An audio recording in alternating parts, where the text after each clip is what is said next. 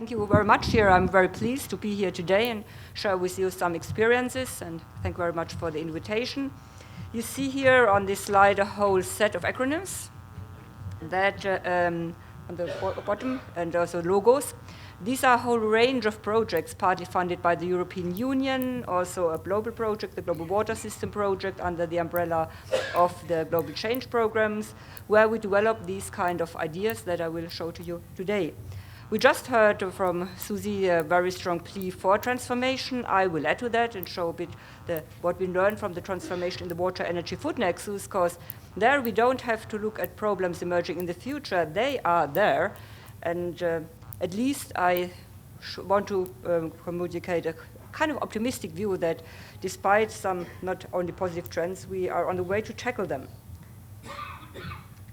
Now, we heard this morning already from John about the lead to link, that water, food, and energy are linked, and we heard a lot about these quantitative numbers in terms of lack of sustainability. I show you more qualitative patterns of really the unsustainability of how water resources are currently governed. What is here? This is a map that was produced by my colleague with whom I co-lead this Global Water System project, Charlie Bereshmati. He's a professor here in the States, now in New York. And they analyzed the problems, and they made it to the cover page of Nature, Rivers Under Threat. They looked at threat to human water security and threat to biodiversity. So on the map, you see on one hand that where and on this planet, and where the data are available, do you find threats to human water security, and where do you find threat to biodiversity? So we need to see on one hand these red-colored parts where you have both threat to human water security and threat to biodiversity. So these are typically the kinds of countries who have not developed countries. We see a lot of population density, Africa, in Asia. And then we have one where we have low threats to human water security but high threats to biodiversity. These are typically the countries in the developed world, Europe, North America. So, and the kind of more desirable state that there is a low threat to human water security and both to biodiversity, it's largely where you have no human beings, in the Amazon, in the north of North America. So at the moment it looks, and very much so, that you achieve human water security at the expense of the environment, which is definitely not sustainable in the long term. And that's also what has been revealed. Now I zoom into Europe and to Germany. We have a new policy, or new, it's already on its more than a decade. It's now in the implementation phase. The European Water Framework Directive that tries to implement a good state for all freshwater bodies in Europe. And there we had to make a classification of all the bodies, of all rivers. And you see here the classification, the result that we have in Germany. On the left, you see on the right, you see the chemical status, and on the left, you see the ecological status. And you see that the chemical, the water quality is quite good, so we achieved quite something. But on the left, the ecological status is pretty poor, so our rivers are still in very poor condition regarding the ecological status. So let me reflect a bit on this history, how we managed and why we improved the quality. There's been some transformation, but why we are so much stuck with the more the ecological issue, the more the whole biodiversity part of it. What I show here is the so-called Stinkkanal, stinking channel, which entered the Rhine in Mannheim in the 80s. So I should mention that I grew up in Mannheim, a very industrialized city. I recall that there was when I went to school, sometime I cycled along this horrible thing. In winter it was foaming and was very stinky industry, really horribly polluting. And I simply was used to rivers they are dead, they are stinky, there's a few fish that survive you couldn't eat. For me it was quite normal, and when my parents told me, yeah, but we were swimming in the Rhine, for me it was unimaginable. So really as a child I just got used to this kind of very polluted environment. But then we had a major event that really, I would say, that was a tipping point that changed the policy on the Rhine that already had developed to try to make an improvement to this really very, very degraded river. That was in Basel, that is here in the corner where Germany, France, and Switzerland meet. And by that time, I moved from Mannheim to Basel. I lived in this area, and I was also employed by the company at that time that caused this disaster. So what went up, that was a big storage facility for chemicals burned. And so it was also that habitat. It was really very worrying kind of prospects, looking out at night and seeing these huge, was like a nuclear bomb explosion. People were very concerned. You see that was Inferno, close that we were at the threshold of a catastrophe. And that, at least it was not a problem for human health, but it was pretty much a problem for the river. I think nearly all fish died, dead eels from Basel to the Lorelei. It was really a huge disaster for the ecosystem in the Rhine. And that what really triggered at that point, which was the last kind of bit of strong event you needed to change the whole policy on the Rhine, but also in rivers in general. So they really started the Rhine Commission, the International Rhine Commission, but also the national policy and countries to say we need to improve the state of our rivers. So again, now I think these days when you swim in the Rhine in Cologne, that I think it's more likely that you are hit by a ship or by the currents rather than being really threatened too much by quality. It's really improved. And also get the salmon back. Then people were reading, all right, around the turn of the last century, 18th to the 19th century, there was a law in Basel that you were not allowed to give to your servants in your house more than 4 times a week salmon. It was so abundant. And now the salmon had disappeared. So that was a strong also guiding principle where all the population, I think many people could identify with. We need to really make our rivers a bit more lively. So quality has improved, but the morphology is much more a difficult problem. Let me show you the whole transformation for one tributary of the Rhine, the Emscher, which was one of the most polluted rivers in Europe. So in the early 20th century, you see these big fish, what I just mentioned, but you had also quite a bit of swampy area, which was not necessarily beneficial because you had cholera, typhoid fever, malaria, and also lots of inundation. And so they really started to control the river, which happened not only in Emscher, but in most of the rivers that we see. In the 60s and 70s, though, the river had really more been degraded to a sewage channel. I showed these pictures. We had last year conference, Rivers in the Anthropocene in Indianapolis, and one of my colleagues from the Global Water System project that is located in Bonn was there, younger than me, and she grew up here, and she said, oh, I only realized during the talk that the Emscher is a river. I always thought this is just a sewage channel, so it's a real river. So it didn't very much look like that. And now it had seen a big transformation the past decade. So on the left, that was the original picture, now how it's looking on the right. A change to a much more living river, but that was also triggered quite a bit, this whole transformation, by the whole decline of industry in this area, because it was the coal mining area in North Rhine-Westphalia, and so that you could say it was a huge crisis because the whole coal industry broke down, a lot of problems also for the whole region. Now many of the old mines are really centers where you can meet, and they've, I think, managed the transformation quite well, but also reshaping the river and making the river much more lively was the part, and this was partly triggered by this kind of transformation as well, which is not necessarily, hopefully, the only reason that you have this economic decline, but it opens definitely up space also for change in the environmental field. So if you look at the Emscher today still, and then what they also want to do, having this kind of meandering river everywhere. So on the left you see here, this is the river, looks pretty much like a road, so it's more or less highways for water, which is also not necessarily very positive for flooding, because what you destroy is an ecosystem service, namely the natural buffering capacity of the landscape, and this is more a kind of part of the river stream, of the stream flow, where you can probably find quite easily space for the river, because everyone is arguing now we have to change not only for ecological reasons, because obviously these kind of changes in morphology are not very beneficial for the biodiversity and the aquatic ecosystem, but also really for flood protection. And that is, but then we have the issues that happen every time when we have the next disastrous flood, the one here in 2013, pretty bad, that is the Elbe, not the Rhine. And you see this on the left here, that's Grimma. About 10 years earlier, you had nearly the same picture, there was also flood. We could see the difference because the trees are a bit higher. So in between that, every crisis is, you're right, oh, we have to somehow change the whole way how we manage rivers, we have to give them more space. But then comes the more difficult part, because generally there is no space left, and you have to overcome quite a few of obstacles. So problems definitely can't be solved by the same level of thinking that created them. That was quite a famous scientist who told about that. And we obviously have to entirely rethink how water is managed, which had been a very part of technocratic tradition. And one of the issues that was also part of this technocratic tradition, that if you try to look at the problems, how problems were framed, you could say on one hand you have values and goals, high and low consensus, and then you have factual knowledge. If you have high or low consensus on factual knowledge.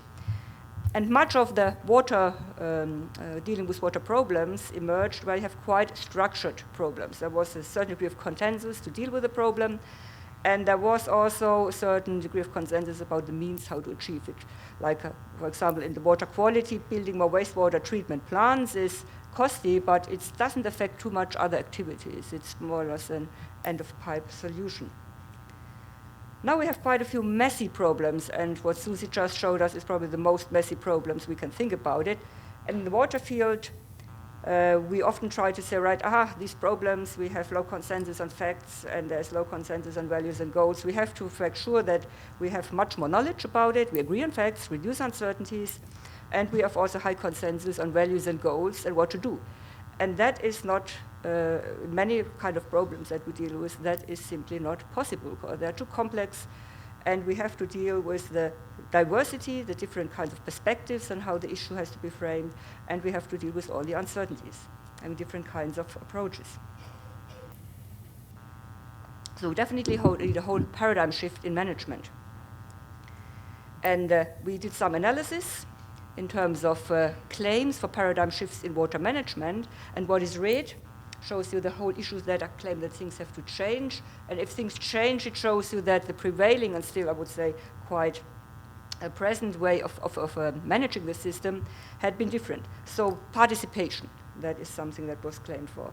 More integration, very fragmented approach. You have always a piecemeal approach to dealing with problems, which doesn't work, of issues and sectors. Managed sources, not effects. All these end-of-pipe solutions are not getting us very far. Much more flexible management approaches. Generally in water management, the idea was, all right, have a problem, fix it, and that's it. But often you have to encounter new obstacles or during the way of implementing it. Flexibility, robust solutions has been a big discussion. And in particular, include human behavior, address all the human dimension that often technologies alone will not help. Include the environment explicitly in management goals. There was also a change much managed at the basin scale, look at the river as a whole, and give more access to information, and in particular include also learning cycles. So a very different way how to approach water management, very different logic. Then the solution. There has been, over the past 1 or 2 decades, a big interest to implement the concept of, in IWM, or there is still interest, it has not stopped yet, integrated water resources management. That had picked quite up a bit of these kind of claims for paradigm shifts. And that is definitely, you need to integrate, you need to look at all sustainability goals. One can't say that this concept has really achieved a major drastic change and improved also the social, ecological dimension of the effects of water management. Often just in developing countries, then the governments make up great basin plans and report about them, but in the implementation is pretty poor.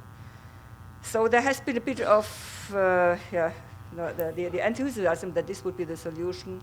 There has been a bit more concern about that. But now, in the most, let's 5 to 10 years, another concept has popped up, adaptive management. At the time where we had a big project where I was claiming that we can't just deal IWM as being a multi-objective optimization problem, all right? We know everything, we control, we predict, and then we'll find the optimal solution to an integrated and multidimensional problem. It seems complex, and we need to go more into adaptive management, robust solutions, learning. At that time, about, was I think 10 years ago, people were not too impressed about these statements of someone not being really water engineer and having these kind of really strange ideas. But suddenly, also water management discovered climate change. And that was interesting how fast suddenly also climate change changed really the adoption of these new ideas. And I would say over the past decade, that's really becoming at least accepted by everyone that adaptive management dealing with uncertainty is crucial. Now the concept of water security has also been very much promoted, that we need to have very clear water security targets. And now the last one is the water, energy, food nexus. So we have to somehow really interestingly, the concept came from policy. It was also, initially was promoted also by business, so I always get a bit more suspicious if business, at least I do sometimes, if something is promoted mainly by business, but also by the German government in the run-up of the Rio Plus 20 conference, that you really have to work on this nexus, because integrated water management can't work if you not from the beginning really try to integrate, look at the policies in these three fields and look at their interactions. Some people say, right, that's great, you move from one concept to the next just to avoid, to reflect on the lack of implementation. But I really think that water, energy, food nexus may, and there is also a kind of evolution of, I think that concepts are more advanced. So let me think now a little bit about this water, energy, food nexus, show you some problems, but also approaches how to deal with it from the governance side. Last year, we had a conference also organized by the Global Water System Project together with UNEP and on the water, energy, food nexus in Bonn. And I organized a session on water governance or governing the nexus, where we had also perspectives from different regions in the world, Uruguay and China, and we also try to see, right, when we can have these different perspectives, are there similarities, can we also share experiences? And I also invited a perspective of a regional water board close to the area where we are, in order with whom we quite closely collaborate, to show what is their view on the nexus, the challenges, and what needs to be done. So I share one of the things that they presented here with you. So this is the water board, the OOBV, the Oldenburg Ostfriesische Wasserverband in German, water board of Oldenburg and East Frisia. That is in Lower Saxony. See here, this is Germany. Lower Saxony is quite a big province, quite a bit of agriculture. And what you see here is the area, that the blue area is the area which is managed by this water board, which is in the issue on the right. You see again, in the perspective of whole Germany, that's approximately the area where they are working. And what you see here on the right, that is a map that shows you the density of livestock in Germany. And this pretty dark, which shows you this is an area where this a bit lighter, just below the blue line, the bit lighter spot, that's where Osnabrück is located. That's where the city, there we have more people than pigs and chicken. But otherwise in this area, you have really a huge abundance of intensive animal industry. It had made this whole region quite prosperous, so it's generally in the population quite an acceptance for this kind of industrial production, livestock industry. But there has been, I would say, in the past years, an increasing concern about the sustainability of this, which is very much justified, not only in the last few years. So the issue from the perspective of a water supplier is mainly also on the issue of groundwater resources and how they are affected in terms both by the agriculture, livestock production, but also I show you then also by energy-related activities. So we have a couple of measures for the protection of groundwater resources, and groundwater is a major source for drinking water in Lower Saxony, in particular also for this water board. We have the Framework Directive. This is a European law, and that has as part of it the Nitrate Directive, which prescribes that all groundwaters in Europe have to have the protection level that you have for drinking water. This is 50 milligrams nitrate per liter. And so we have also that in Germany, the so-called Düngeverordnung, fertilizer decree, that regulates how much manure you're allowed to normally dump, or how much nutrients on the land. So, of course, it's in principle supposed to be fertilizing, but in the end, it's just getting rid of your waste when you have these high densities of animals. We have the protection degree for water protection areas. That is, you have where you have wells. Around these wells, you have a certain regulation about the land uses to protect just the vicinity of wells, that you protect the quality of drinking water. There was a lot of efforts to have voluntary agreements with farmers, which was also abstraction charges, a Wasserpfennig, so consumers pay some money for their drinking water, which is also then used to give money to farmers in order to give up certain water uses in these water protection areas. And there has been quite a bit of investment by this water supplier in order to also support more sustainable practices. So they have a whole, it's quite a huge water supplier, a whole groundwater protection program, deepening of wells, but also afforestation, cooperation with farmers, trying also to educate them, but also supporting organic farming. So they tried very much to really work more on this kind of voluntary approaches. And you see here, there was a phase where really that is the nitrate level in one of the wells, of the kind of wells that they have, where they abstract drinking water. And these kind of policies really showed some success. Obviously, the drinking water limit, so in such a well, you're not allowed to use it for drinking water purposes. You either have to give it up, or you have, it's very, very expensive to have filtration, get nitrate out of drinking water. And so you see this downward trend, so to the right, seems to be effective, the policy, but then you see a real change about 9 years ago. Now there is the upward trend again. So what happened, and that I should say is a real problem in the whole of Lower Saxony and also other parts of Germany, so where the nitrate, the groundwater, is in a poor state, and it exceeds the quality level asked for by the European law, and also Germany has now trouble with European policy, though they got some requests, because that was known some time ago, and it should have improved. But really, this change in the trend is now what has happened is now we have a new actor entering the scene, biomass digester, that is simply these energy plants that you now use energy, the plants to produce energy for mainly for electricity production.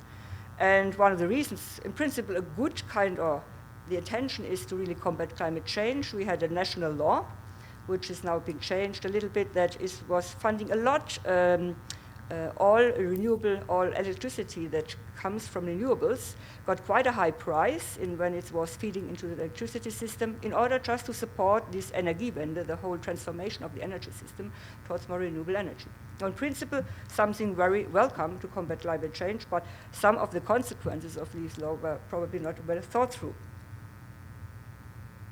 You see here, that is the change in the development of biogas in Lower Saxony. You see here that the green is that the amount, the green line, that the amount that is produced. You see here the blue lines, that is the number of these kind of facilities. You see the facilities have also grown bigger. And you see here this red line is the land that is used to plant really only plants for producing energy. And that has only really started at initially this kind of biogas producers were just used waste, but now it has really changed that you use quite a bit of land in order to just produce electricity for consumption for other things. And this is not only happening in Germany, in Lower Saxony, it's quite typical for the whole of Germany as an implication, and often the kind of actors who enter this scene are huge companies. It's not small-scale farming, it's often really big investment. So the prices for land in Germany, for arable land, have skyrocketing. I think they've partly doubled, or these very, very high changes, which drives sometimes also organic farmers, but also many small farmers out of business. So that is now a big issue of concern, that an issue which was supposed to really have an effect on a sustainable, an issue that was to support sustainability, had definitely implications that are not sustainable at all. So due to the lack also of coordination of policies. And if you look at here from a globalized view in terms of globalization of food production, so it's really crazy. If you see all the food, all the fodder is coming from mainly also South America. Soya, wheat, barley, maize is imported, all the nutrients, in order to feed all the cows, the chicken and pigs. And now this is, in addition, we have now these biogas plants. And then you have all the kind of waste, manure and manure from biogas plants that is deposited and dumped on the land side. So that is not very sustainable at all, because from this kind of global dimension to see that we have these kind of nutrient flows. And that is not, I would say, that is just an illustration of things that happen quite, we had this discussion also last year in the conference, nearly everywhere. We had, for example, in Uruguay, we have the same issue. We have it with soya, and we have here much more. Soya is used for the renewable energy production, and we had the livestock densities, cows, that were much more very much cow production, the problems for nutrient overproduction. So it's clear that you don't easily, that there must be much more fundamental changes. And the interesting point that the conclusion was from this water board, they say, right, we have paid a lot of money for groundwater protection. The customers paid it by these water abstraction charges. And now they still, they have an upward trend on these nitrate levels in the wells. So now they ask, we need a sharper administrative law. So they really ask government to come in to really implement, have much more stringent targets and also implement them, because both the targets are not stringent, implementation is quite weak. Which is interesting that on one hand, you have certain policies that were not only beneficial, but now they simply see that their ability as a water supplier to deal with the problem, which they really tried quite successfully, is limited. Now government has to come in. But I don't think that, and that we had a discussion quite a bit, that just having a sharp administrative law will solve the problem, because in the end, you really need to just entirely reconstruct the whole way how this agricultural system works. Now, this example shows you, I think, that governance failure are quite a bit of some major problems for the lack of security in the water energy food nexus. So you have inappropriate governance settings. They are fragmented. You have a lack of horizontal and vertical coordination. You have sectoral fragmentation. This silo approach is a problem. But also often governance arrangements are not implemented, and we tend in Germany to think about, that's the countries like in Africa where they have no capacity and so forth. No, it's also in Germany part of it, so it happens quite often that there is a lack, I would say, that the part in Germany is definitely power structures and certain lack of political will, that certain instruments have not been implemented accordingly. But that is a huge problem. But also, for a long time, the importance of governance settings had been ignored, and there had been always the idea that, all right, we have technical nature science approaches to analyze problems, identify solutions. And that has also not really identified the major leverage points that we need to address. But governance form is also the source for solutions. We need much more polycentric structures with more improved and flexible coordination across sectoral and administrative boundaries. We need to implement, I didn't talk about this ecosystem services concept much here, just I mentioned it briefly when I talked about this flood issue, and that we want to give more room for the rivers. Was addressed also before by other speakers. Ecosystem services try to capture the kind of benefits healthy ecosystems, functional ecosystems provide to humans. And we have also some project analysis to see, on one hand, they have been used to monetize the services provided by ecosystems to humans. That's why some of my ecological colleagues from ecology don't like it. They say it's commodifying nature. But which is not always bad, because sometimes if you really have to see, right, if we, for example, remove certain kind of or destroy certain kind of services like purification capacity, and you have to put in costly technical means, so you can really show it also destroy capital and value. But you can also make these complex interdependencies and trade-offs explicit, much more so, right? If I extract here or use one ecosystem service much more, then this one is destroyed. And you can also look at who is who is benefiting, who are winners and who are losers. And often the kind of costs are on the public, and often the kind of benefits are privatized. So I think this has a huge value, this kind of concept. And we also need to combine governance modes. Governance modes means there you have, on one hand, the markets, the idea that markets will solve it all. Then you have these bureaucratic hierarchies, so the idea of very much regulatory law. Government comes in, it's a hierarchical mode of steering. And you have the network approach, much more cooperation, voluntary agreements. And if you look, for example, through water policy, there have been really phases of which kind of approach was supposed to be superior. We had, what I would say 30 years ago, it was very clearly government, very stringent regulation. Then one thought, right, markets will get it all. Privatization, get rid of ineffective governance, didn't work so great. Then we had about the last 10 years, networks. Everyone has to cooperate, put people together, somehow this will get us out. But none of these is probably the perfect solution. What we need to see how these things work in concert and how they can be combined. And that's something which there is not, I would say, more work we have to do on that. Now I come here to my last point, this issue of, that was, all right, I wanted to talk about governance of transformation, but I don't think that the computer liked my intervention with putting the glass here. What happened? Do you know? Any idea what this is? All right. PowerPoint encountered a problem and needs to close. Sorry for the inconvenience, okay. We accept the apology of the computer, good. As long as it starts to work again, I'm happy. Yeah.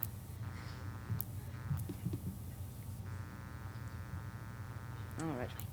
So I will talk now about governance of transformation and about the ideas that we have about how this works in terms of it from a scientific perspective and what we should do.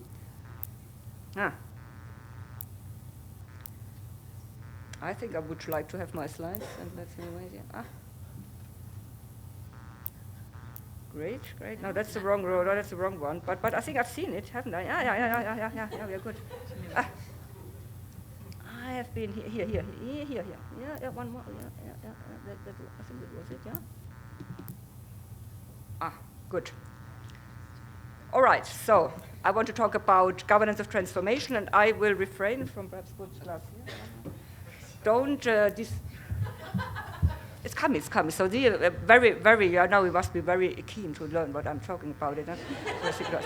So how and to which extent can transformative change be governed? We talked about that, and I think it will be a clear combination of purposeful design, but also kind of self-organization, which is a pretty daunting message for government, but it also tells that government will not govern transformation, because that's not what it's supposed to do.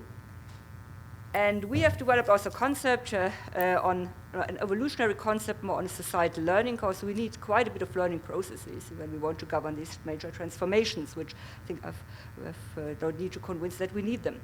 So this concept is a so-called triple loop concept that has been originally developed in management science to try to analyze a bit more how learning and transformation works in management. And I and also other people used it to analyze changes more in complex societal governance systems and look what is it change and how does it change. So the idea is you have here outcomes, you have actions and outcomes, and the outcomes are influenced by frames and by a context. So the first element is single loop learning, which means an incremental improvement of established routines. You just do what you've always been doing. You could also sometimes say you do just the wrong thing, but do it better. For example, when we talk about water scarcity, we have not sufficient water, now we increase the irrigation efficiency. We divert rivers. If you don't have water where you need it, just get it there, and we divert. That's in China, you get the water from the Yangtze up to the Yellow River. I think there's also been discussion here in the United States, when there's no water in California, just get it somewhere else. So this kind of we can fix it all approach. And if we have nitrate in groundwater, improve purification technologies, try to get it out. So that is the kind of not reflecting at all about the current practices. Reframing implies now you start asking questions, are current land use practices sustainable? We need these cross-sectoral policies, water, energy, food nexus, and I think definitely in the nexus and in many areas we are at least at the reframing stage where people start to talk about it. And generally, politicians are not bad in reframing, because sometimes it's something fashionable that's quite easy to, or they definitely also engage in the discourse when it's coming up. But I think it's a requirement to first reflect and think about whether the current practices are appropriate. But then comes the more difficult stage. That is, because no one really can make a blueprint in terms of how the process should work to, for example, how do you want to transform this, even the current agricultural system in the area which are shown in Lower Saxony. It's a long-term grown problem. It's also globally connected. Then do we need new regulatory frameworks and how will they work? And sometimes they have unexpected consequences, as I've shown you. We need change management practices, capacity building, paradigm shift in education. That is much more the picture I want to convey. We are more an exploratory research process where also one tries to implement innovative solutions, but also approaches, but also encounters obstacles, and by doing so also tries to solve them.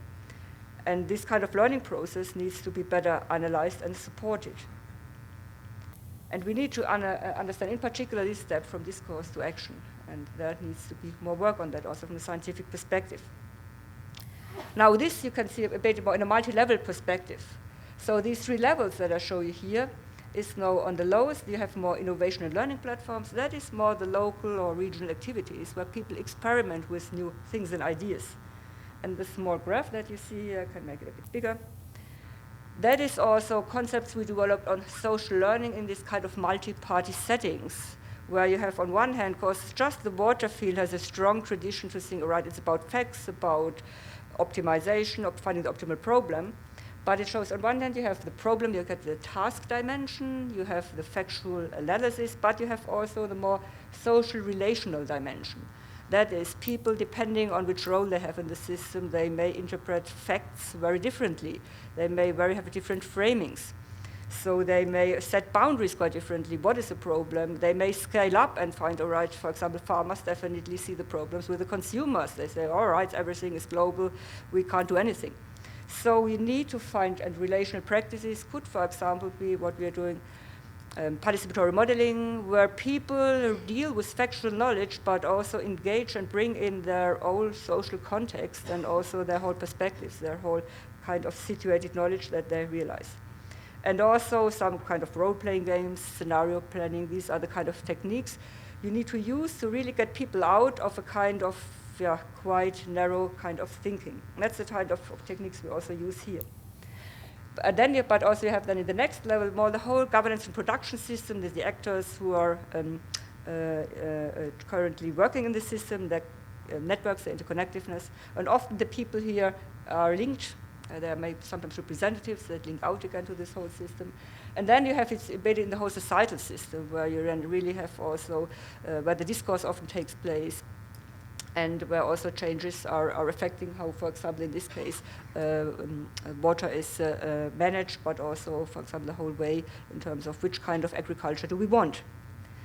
And for example, we are just setting up a program where we really try to build such kind of platforms, having the kind of supporting innovation, really the kind of exploratory search for solutions, but also having a platform in Lower Saxony at the state level, trying also to link out here with the representatives of the major groups, but also linking out to the national level. And my vision is that we could try to connect this globally with other kind of network, of a global network of regions that really try and find approaches, solutions within their constraints at the moment to really transform the current system and the water, energy, food nexus, but also then when they meet constraints, also see what has to change more at a larger scale and level. And having a more global network will probably be much more effective. So what is required for transformative change? I think we need here these effective links between more informal settings and formal policy processes, because in the informal settings is where real innovation takes place, where people really go beyond single loop learning. We need, all right. So that I just know that I just looked at the wrong slide. You didn't see the first line. I have to make sure that you see what I see here as well. So informal spaces and diverse actor networks are important to support the integration of knowledge and experiment with innovative approaches. But we have these kind of processes often hinge on individuals. That's what we see often. And individuals make these connectivities, and often like a policymaker that made it possible that certain things ended up in the higher level in new policies, like in flood management. And when these individuals are gone, then often the whole things break down. So these effective links needs to be thought about how we can do that. And what I said already, these more polycentric structures with flexible and effective coordination across sectoral and administrative boundaries, not necessarily so self-evident how this should look like. And the combination of governance modes, very clearly, and perhaps different modes may dominate at different levels and different times. But when in continuity, change takes place. We heard about this on timescales of years and decades, and we don't really have this kind of anticipatory capacity or long-term institutions that also Susie that you really have these kind of far-reaching processes. Let's need to work on that as well. But let me think about this effective link between informal settings and formal policy processes. There are also certain effective links that are not particularly beneficial. Talk about the mafia, corruption. There's pretty effective links between an informal setting and policy, which is probably not one thing I talk about, but that's what we generally also faced with in many countries, and that needs to be overcome. Was what I show here, how to build transformative capacity. The kind of idea, vision I've shown you here is more a complementarity between the more formal institutions and informal institutions. And this graph shows you, are formal institutions effective or not? Effective means that you have a reasonably well-functioning jurisdiction. Formal institutions are the rules, the regulations. And ineffective formal institutions, generally in our analysis, we use often the Corruption Perception Index from Transparency International, which is quite a good indicator for this kind of effectiveness. And if they have compatible goals, increased sustainability, you have these informal settings, innovation, and also the bottom-up process is really supporting policy. And if you have conflicting goals, you have competition. We have worked quite a few countries where then they are overtaking, and then it's not sustainable at all, neither economically, ecologically, and environmentally. And I'm convinced that we have on one hand optimal coherence and lack of coherence, that you have to move really towards supporting local capacity. You don't reform, you don't build capacity mainly from the top, and I think the donors, we work quite a bit also with donors, funding agencies, and also World Bank and others, to really put this in their policies, to really build this kind of capacity. Now, come now close to the end. What is the role of science in this whole thing? I partly already addressed you in this moving transformation towards more sustainability in the water energy food nexus, but not only that, but I think also in transformation towards sustainability in general. We need clearly move away from problem identification to the co-design of evidence-based solutions. And I will put here the logo here of Future Earth. That is a big global change program that some of you know it. There has been these big global change programs, International Human Dimensions Program, World Climate Research Programs, the 4 programs that also funded this global water program that I'm leading, that is now in the transition to Future Earth. And that is very clearly kind of the major goals of this global research network, to entirely change the way how science is done. Because it was very clear, you have done a lot of science, you have produced a lot of analysis about problems, but that hasn't really resulted, really had very much impact on the ground. And of course, we heard this morning also from Sunshine about that it was not very much supported of people to work with the public.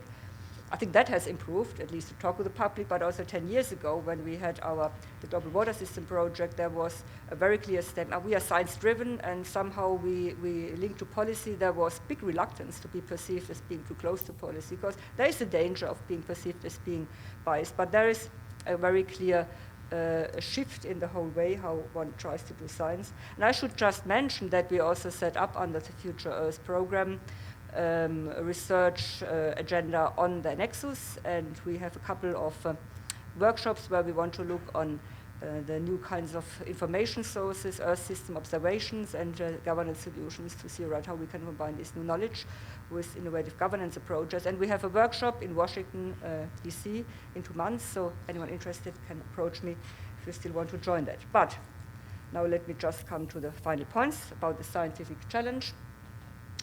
We need much more coordinated action research projects. I'm also kind of action researcher, a bit different than Susie, but action research means really engaging, being active participants. What I mentioned, we set up really processes as possible with the stakeholders in our regions, and you best study transformation when you participate and actively engage in it, and to support learning and innovation processes. And we need to develop much more indicators for this kind of change, for progress, and support this adaptive governance at and across levels. We have often far too more looked at the kind of ideal system. We have much more to look at, I would say, the processes and understand how to support those. And we need to do much more comparative studies, support these kind of processes that are ongoing, try to draw lessons and see what can be transferred or not. Development of these global knowledge bases. But obviously also political action is in demand. You need more responsible governance, set really monitorable targets, and design and implement adaptive policy progress, and respect and monitor also good governance principles. A huge thing and discussion at the moment with the whole process of the SDGs. You may be aware that the Millennium Development Goals have come to the end, and now the UN is this year deciding and agreeing on a whole set of sustainable development goals. As always, a difficult process. But I think that could be a key process also to see that we really, there's a global process with targets and they need to be implemented in the various countries, could be a very instrumental process to really support major change. Now my final slide, talking about fate of the Earth. So where are we going? We see quite a few more bleak prospects. I would have said, if I hadn't heard the talk of John, I'm a bit more an optimist. Now I say I'm a pragmatic possibilist, wasn't it? Pragmatic possibilist, but with a certain degree of optimism, because I not only look at pragmatically at possibilities, but I'm also a little bit optimistic, otherwise I wouldn't do the research, that we can share experience and we can build this kind of global learning processes. So that's what I wanted to say. I thank you and look forward for the discussion.